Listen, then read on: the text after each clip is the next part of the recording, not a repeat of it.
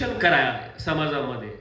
आजही तुम्ही जर ऑब्झर्वेशन केलं ना समाजामध्ये, कोण लोक मोठी आहेत, कोण लोक पुढे आहेत, कोण लोक पडद्यावर आहेत, कुणा कुठल्या लोकांचा उदो उदो होतोय, कुठल्या लोकांची वाहवा होते, तर पडद्यामागं काम करणाऱ्या लोकांची कधीच वाहवा होत नाही.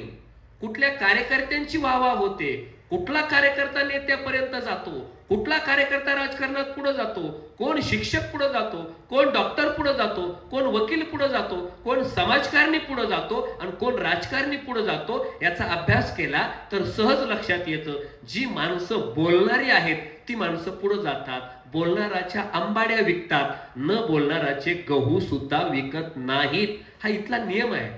आणि आज तुम्ही आम्ही प्रत्येक जण एवढे नशीबवान आहोत ना, तुम्ही फक्त बोलणं गरजेचं आहे. तुम्हाला प्रसार माध्यमांसाठी कुणाच्या मागं पळण्याची गरज नाही. एक काळ असा होता, चांगला बोलणारा माणूस सुद्धा पाठीमागच राहायचा, कारण त्याला प्रसिद्धी मिळत नसायची. मग कुणातरी संपादकाच्या मागं पळा, टीव्ही चॅनलवाल्यांच्या मागं पळा, कॅसेटवाल्यांच्या मागं पळा, आणि मग त्यानं प्रसारित करायचं, आणि मग कुठं आपण टीव्हीला दिसायचं किंवा पेपरला दिसायचं. आणि सर्वसामान्य माणसाचा काही आवाका नसायचा, संपादकापर्यंत जायचा, टीव्ही चॅनलवाल्यापर्यंत जायचा, वेगवेगळ्या वाहिन्यांपर्यंत जायचा. आता प्रत्येक वाहिनी तुमच्या हातात आहे. सोशल मीडिया ही वाहिनीच आहे. सोशल मीडिया हे प्रसार माध्यमच आहे. आणि हे जे सोशल मीडिया प्रसार माध्यम आलं ना, तुमच्या आमच्यासाठी, गोरगरिबांसाठी, शेतकऱ्यांच्या लेकरांसाठी हे वरदान ठरलंय. तुम्ही फक्त बोलायचं आहे. चांगलं बोलायला लागलात की तुमचा व्हिडिओ शूट करायचा, व्हिडिओ रेकॉर्ड करायचा, आणि बस तुमचाच व्हिडिओ तुम्ही प्रसारित करायचा.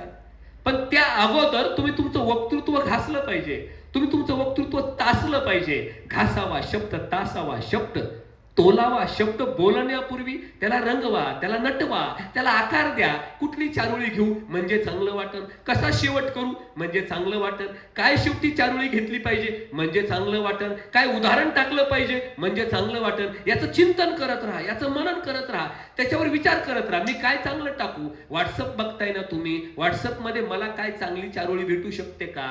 रील्स बघताय ना तुम्ही कोणाच्या तरी, रील्स मधलं कुठलं तरी वाक्य माझ्या कामाचं आहे का, जेणेकरून मला बोलायला कामाला येईल, असा हेतू ठेवूनच मोबाईलही पाहायला पाहिजे. म्हणजे हेतू अगोदर निश्चित असला पाहिजे मनात. हेतू निश्चित करा आणि मग तुम्ही वाटचाल करा. अर्थातच मोबाईल बघताना सुद्धा माझ्या काही कामाचं आहे का हा हेतू असला पाहिजे. वाचन करताना सुद्धा या पुस्तकातलं माझ्या बोलण्यात काही उपयोगाचं येणार आहे का हा हेतू असला पाहिजे.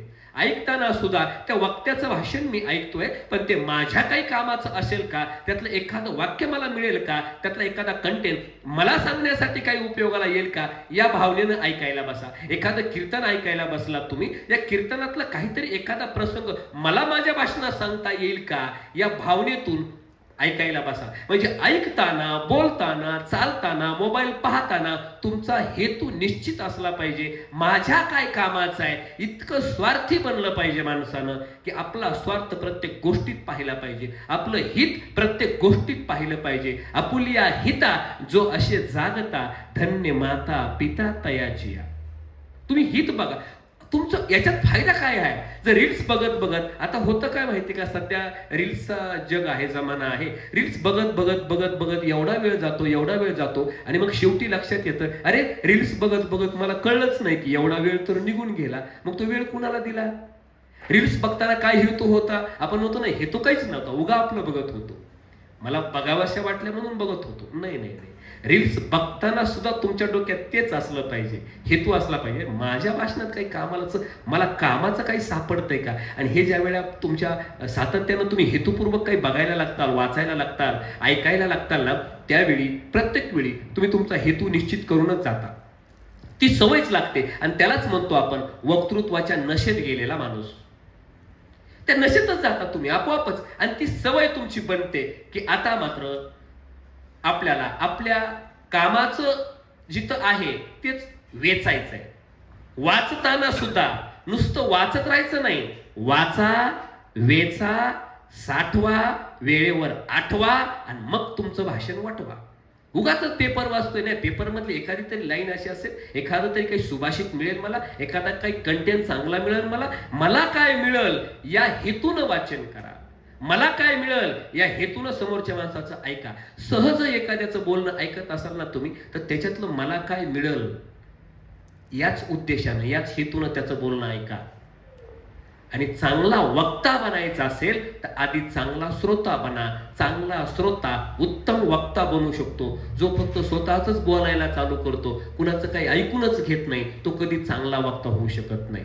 समोरच्याचं ऐकून घ्या, त्याच्याकडनं काय घेता येईल बघा. पुस्तकं वाचत वाचत ज्याला मस्तकही वाचता येतात ती माणसं चांगले तरबेज वक्ते होतात. वाचा, वेचा, साठवा, वेळेवर आठवा, घरी जा, तुमचं भाषण वटवा, लोकांना पटवा, राजकारणात आणि समाजकारणात यशस्वी व्हा. जास्त काही बोलणार नाही. 3 दिवस आलात, अतिशय सुंदर राहिलात तुम्ही 3 दिवस. हे प्रशिक्षण झालं. तुमच्या प्रत्येकाच्या चेहऱ्यावरचं जे समाधान आहे ना, मी गावाकडे गेल्यानंतर बोलणार ते समाधान मला आनंद देतं. तुम्ही गावाकडे जाऊन बोलणार, निश्चित 100% बोलणार. आणि तुम्ही ज्यावेळी गावाकडे जाऊन बोलता ना आणि ते व्हिडिओ मला टाकता ना, आता मगाशी म्हणले ना तुम्ही की मी तुम्हाला व्हिडिओ पाठवणार पुढच्या शनिवारी बोलण्याचा, आणि तुमचा व्हिडिओ ज्यावेळी आम्हाला येतो ना, सर तुमचं 3 दिवसाचं प्रशिक्षण केलं, 30 वर्षात मी कधी आयुष्यात बोललो नव्हतो, तुमचं 3च दिवसाच्या प्रशिक्षणानं मी माझ्या गावाकडे भाषण केलं आणि ते भाषण बाकीच्यांपेक्षा चांगलं पण झालं.